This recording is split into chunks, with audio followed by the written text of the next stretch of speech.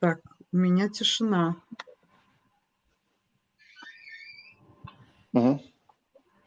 Rex, do you see Yelena Vorobyova to join? Not there yet. Okay. The link is working, so that's good on this side. Onto YouTube. So now we just got to make it work on Pine, the next trick. But yeah, all seems to be going well.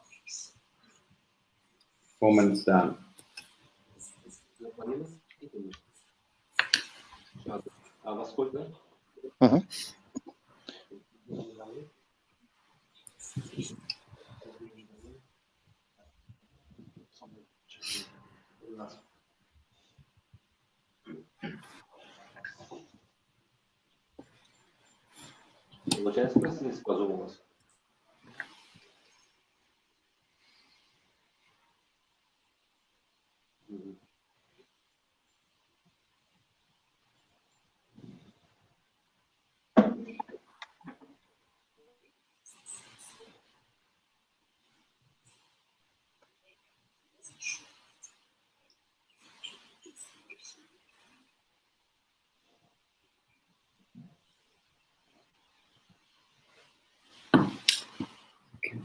I will leave the group though, guys, just so you know.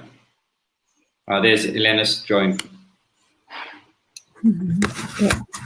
Rex, I think Ms. Vorobyova, Yelena mentioned. Okay. Okay, fantastic. Hello, I tried to make myself in.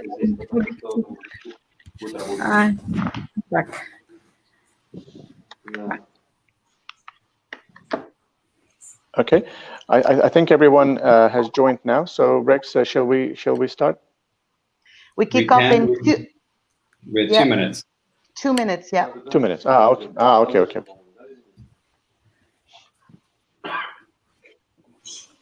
Everyone's got their questions. Elena, did you get your questions?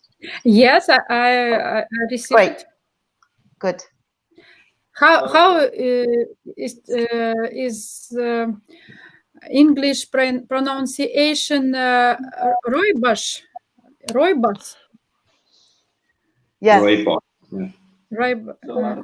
In Russian.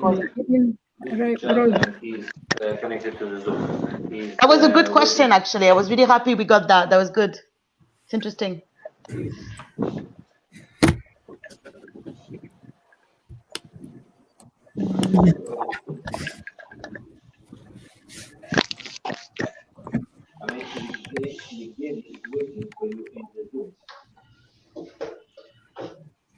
Right, we can 2 secs and then we can get going.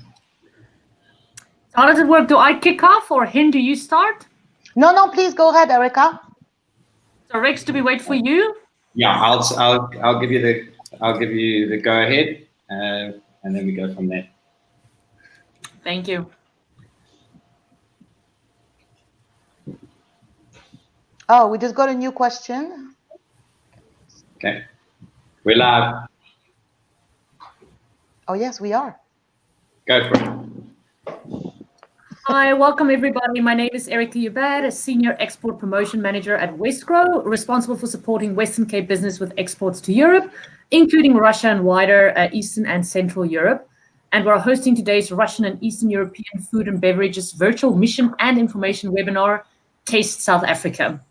For those not aware, Westgrow is the official tourism, trade and investment promotion agency for Cape Town and the Western Cape province.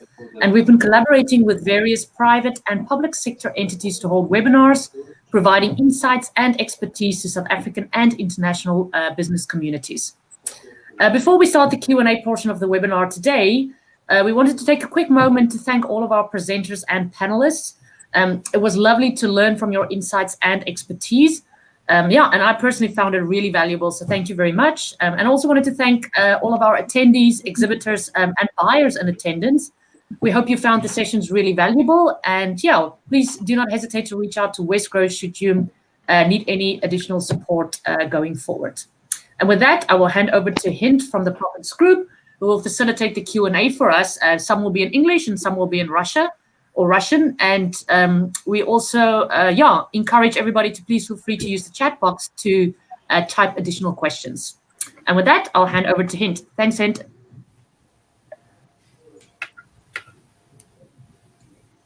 You're on mute. There we go. Can you hear me now? Hi. Thank you. Thank you so much. So first of all, we're going to start. I'd like to thank all of you, the speakers, for being here right now, and all of you attendees. So I am going to start with a question for Elena that came in through her during the presentation.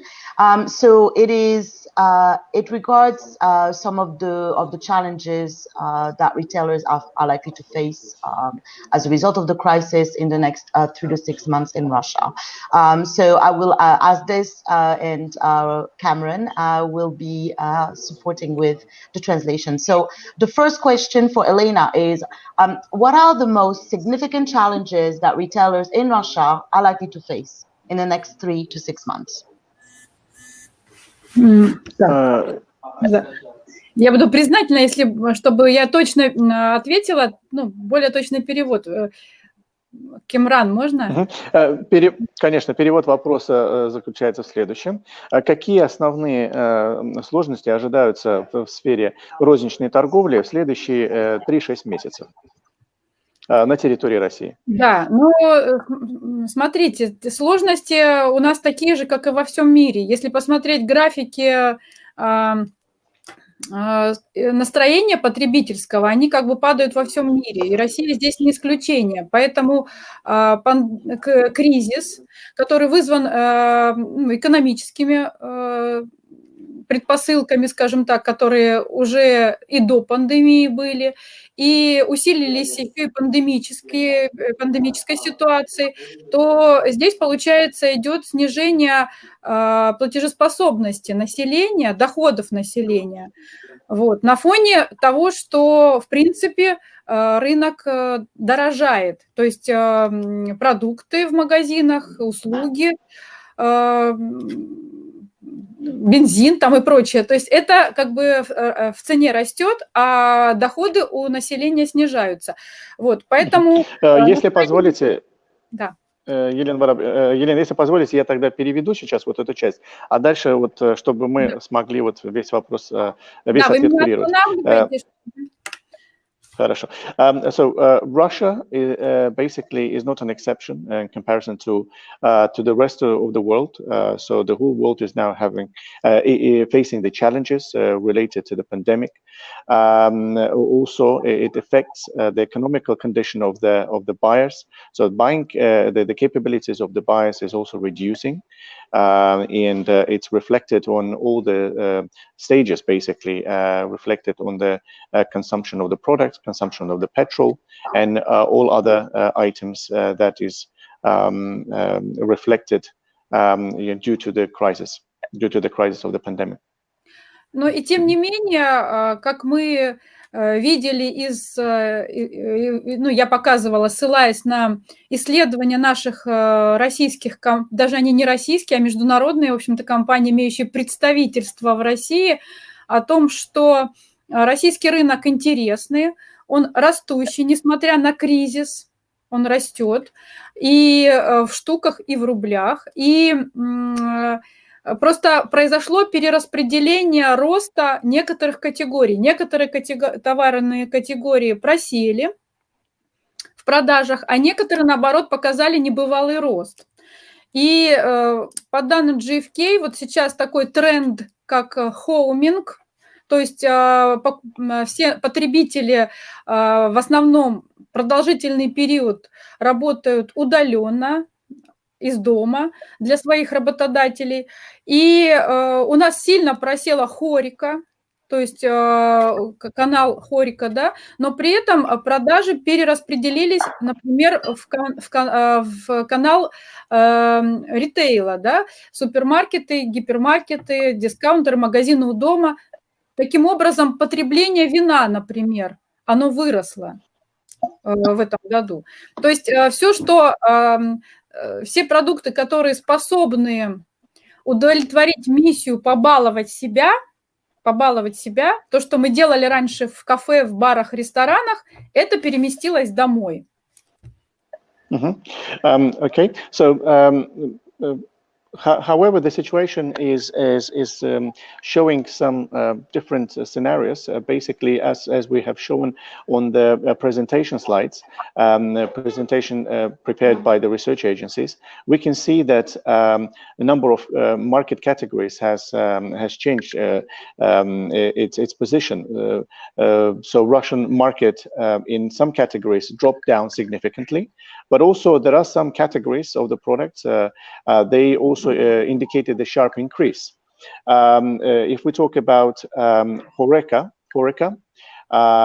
we can see that the indexes show the sharp decrease. But the consumption of those products like wine have increased quite significantly. Those activities that were quite popular outside house, they now been shifted to inside the house. Да, все верно. Поэтому плюс ко всему еще надо отметить, что россияне любят пробовать новинки, и кризис тому не помеха. Как я сказала, ссылаясь на компанию Nielsen, более 19% россиян любят пробовать новинки. Also, it's worth noting that Russian consumers, they like new products. They like to taste new products from different places. And around 19% of people indicate that we always look for new trends, including a wine product as well.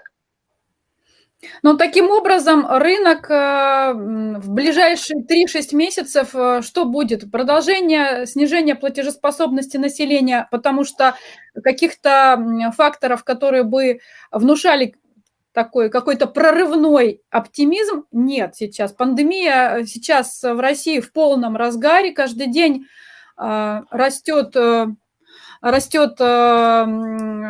количество заболевших, вот, ну и вместе с тем количество выздоровевших растет, вот, но пока у нас такое, локдауна как такового нет, но есть меры ограничений по посещению мест общего пользования, в том числе магазинов, в том числе закрытые рестораны, бары на ночной режим работы, вот, и это, конечно, сдерживает потребление. Вот. Ну и в магазинах покупатели посещают их реже, продуктовые магазины, но средний чек вырос. То есть покупатели стараются меньше провести времени в магазинах, но одним разом купить какую-то недельную покупку для потребления на неделю. Вот. Okay. There's no noticeable indexes to show in the period of 3 to 6 months that there will be any positive change. So situation is not showing any progression because maybe although there's no lockdown has been announced in the country, but still there are not many activities outside, so people aim to do the shopping, let's say, less often.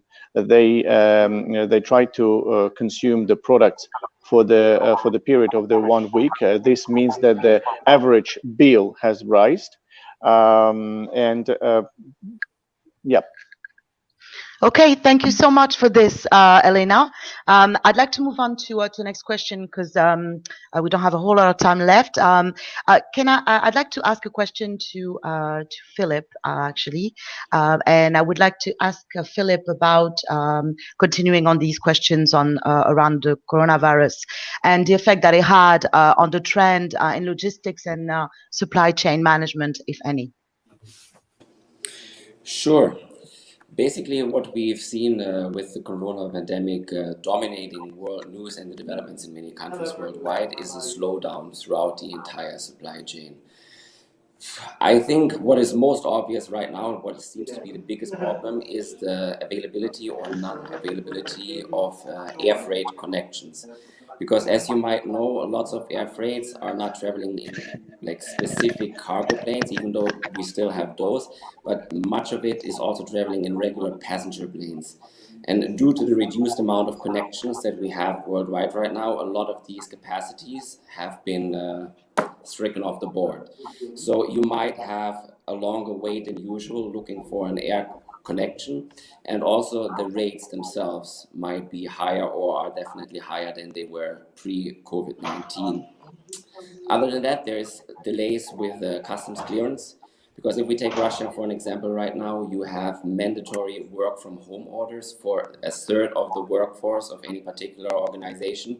And also you have a rule that people 65 or older, or people being part of a risk group, high risk group, should be working from home. So this sometimes leads us to a situation where there's simply not enough customs inspector on the ground to deal with all the incoming cargo. However, perishable goods are treated with priority, so the problem is not as significant there. But if we're talking, for example, about wine exports to Russia, those shipments might be stuck within the customs clearance procedure for longer than usual. Other than that, I would say it pretty much boils down to longer waiting times, and in some cases, if we're talking about air freights, higher prices. Okay, fantastic. Thank you so much for this. I have a question here for Zana. Yana? Да. So I'd like to ask a question about you mentioned and you showed us some brands that you worked with, and the question here is if there was one, there were some fantastic names on there. Is there one in particular that you would like to highlight, and because of their success being above and beyond, and tell us a little bit about why that particular brand was so successful on the Russian market? Жанна Вадимовна, мне перевести вам, да? Я вижу перевод вопросов. Я могу отвечать? Да, конечно. Угу. Так, в части брендов, с которыми мы работали, практически все бренды, связанные с товарным бизнесом, очень в настоящее время популярны в России. И я приведу хотя бы два примера.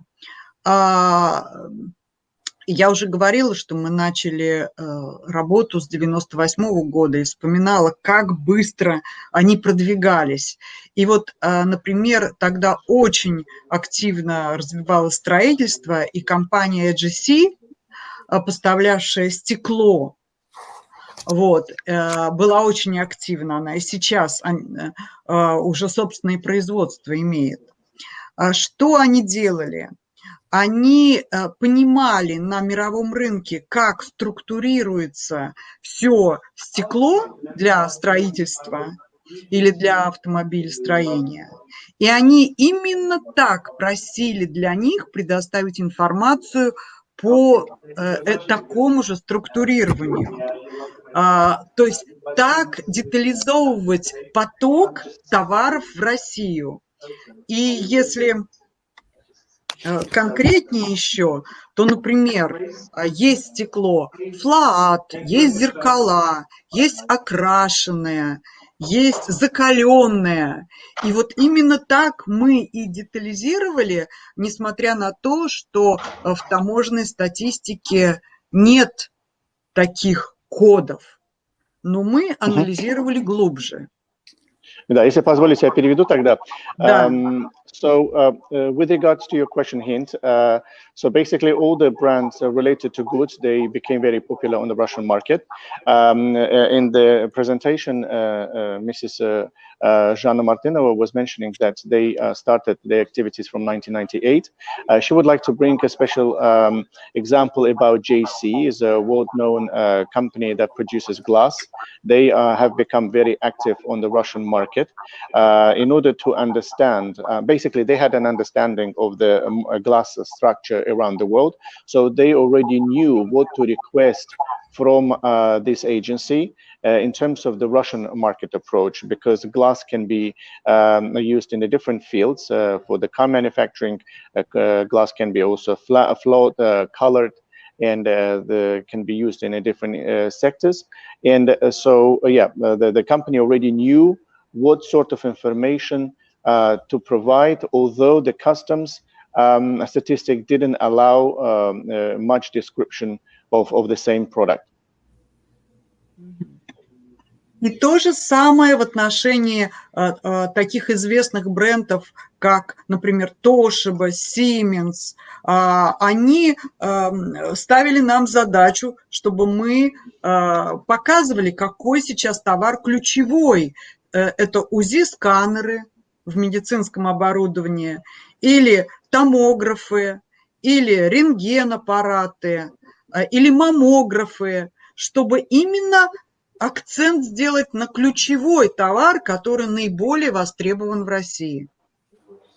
The same applies to companies like Toshiba, Siemens. They have been very particular about the tasks that was expected to be delivered by the agency, Внеплащ Service Agency. Specific questions were related how consumable are the products related to the medical equipment, like scanners, like topographs, and so on. Угу. И второй вопрос, я вижу, он связан с первым. Я могу отвечать? Да, конечно. Ага.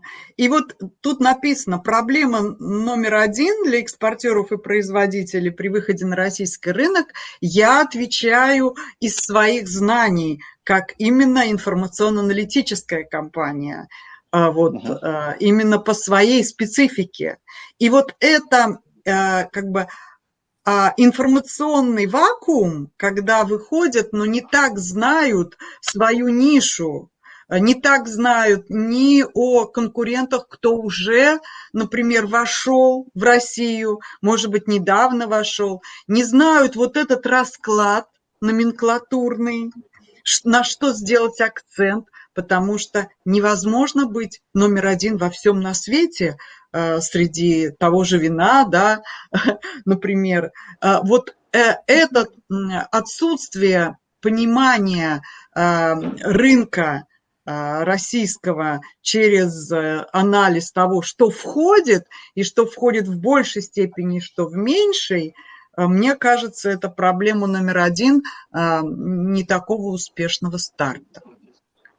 I can see that the question number 2 is also related to question number 1. What are the challenges and the problems that exporters experience when they enter to the Russian market?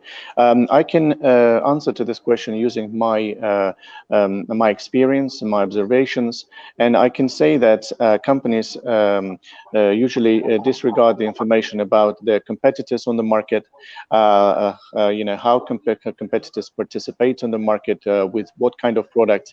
Because even if a company is a leader in its own market where they produce the products, or maybe other countries, it cannot be possible to be a leader, to be the first one in all the countries. Therefore, it's very important to consider the local layout, who participates in the event, who are potential competitors, and what they do. Okay, thank you so much for this. Thank you, Jana. I'd like to get back into or move to another question that's come up, and this time it's a question from Marina at Wines of South Africa. Marina, can you tell us how you think that wine is going to, or wine producers in particular, are going to evolve to succeed in this increasingly online marketplace? You are on mute. I think we've definitely seen a huge shift over these past few months to the online space when it comes to promoting our wines. There has been for quite some time wine being sold on various online platforms. Vivino is one that springs to mind that is very popular around the world. And we're seeing more and more apps being developed where you can purchase wine directly from the producers. I do think that COVID, however, has pushed this along quite significantly. Look at just this event that we're attending here today. This wasn't something that we would have done even 10 months ago. So I think retailers as well as wine producers have had to shift their focus to the online space to make wine readily available, to ensure that their packaging is up to speed and easily shipped. And I do think we're going to see a huge shift going forward in the online space when it comes to wine sales, whether it be direct or within the retail environment, for sure. And the producers who haven't embraced the technology and the platform are the ones who are unfortunately going to be left behind. So the quicker you get involved in the online space, the more likely you are to be able to operate more successfully within this environment. Fair enough. Definitely COVID-19 has had an incredible impact on this acquisition of technology. I mean, consumers having to make that shift and retailers having as well. I think I can further add to that. I think the way that wine producers are going to be doing business with their importers and agents as well makes sense. Will definitely change.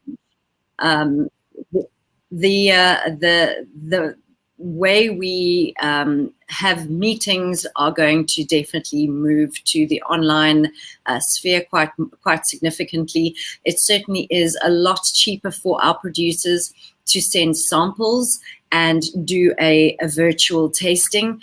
In South Africa, unfortunately, we are at a disposition with our currency, which makes travel internationally very, very challenging from a financial perspective. However, saying that, I do think that face-to-face meetings will always have a place in our industry. It's a lot, it's very important to have that personal relationship, and no one can ever take that away. So I don't think that will ever really completely go away. But certainly from an introductory perspective, I think the online platforms will take preference for us in many of our. Thank you so much, Marina. I have a kind of a related question for Philip here. Continuing on this conversation around this increase in internet commerce, what do you see as some of maybe the changing logistics of the distribution of the products and services in connection with this development?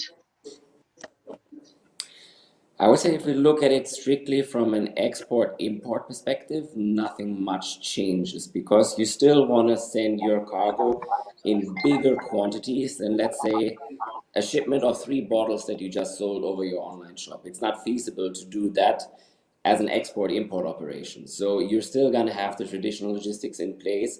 You will send a few pallets of wine to your Russian subsidiary or to your distributor, and then once the cargo is cleared for local distribution, it will be just that, a local distribution, which it doesn't really matter whether the local distribution then goes via e-commerce or through a shop system. But the traditional import-export, I believe, will be unchanged when it comes to this new development. Okay, I actually had a couple more questions, but we have lost our translator. Oh wait, Cameron is back in. When technology fails you, hopefully that's not gonna last much longer than this. So let me see. So in the meantime, what I will do, Philip, I will ask you another question as we await Cameron to get back into the room so that he can help with the translation.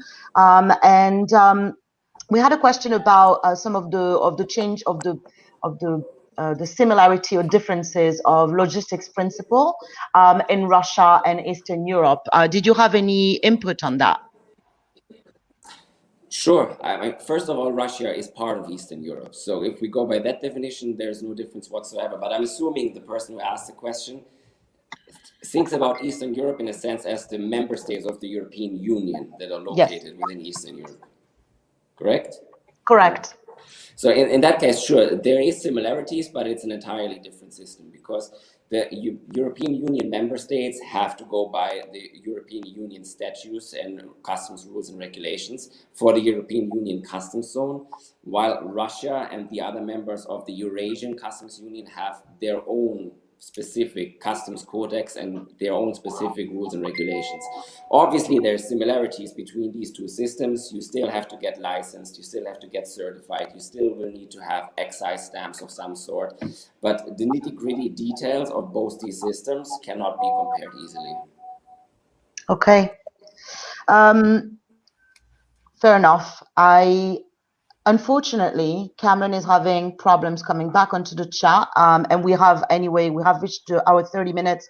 I had a couple more questions, which I think maybe Elena, I will have Cameron, if you could maybe answer this question. We had a really good question on Robust tea that I think would be interesting to address. I'm happy to maybe collect this information from you and then share it back on the chat with the translation, if that's okay with you. And this concludes our Q&A for today. I think everyone is going to be engaging in the meetings for the rest of the day. If there is anything else, please, all the attendees, feel free to send more questions if you have them. We will try to send them to all the speakers present here today. Thank you so much, guys. It's been a pleasure. Erica, you want to add anything? No, this is great. Thank you very much. And again, thank you for all the insights and expertise. And yeah, this was really valuable and it was great learning from everybody. So thank you. And thank you, Hint from Profex, as well as the translators for supporting us and executing. Thank you, Dimitri. Thank you, Yana, Marina, Philip, Elena. Thank you so much, guys. Thank you for having us. Bye-bye. Thank you. Bye-bye. Bye. Thank you. Bye-bye. Thank you. Bye. Bye-bye. Bye, Dimitri. До свидания. До свидания. До свидания, До да. свидания.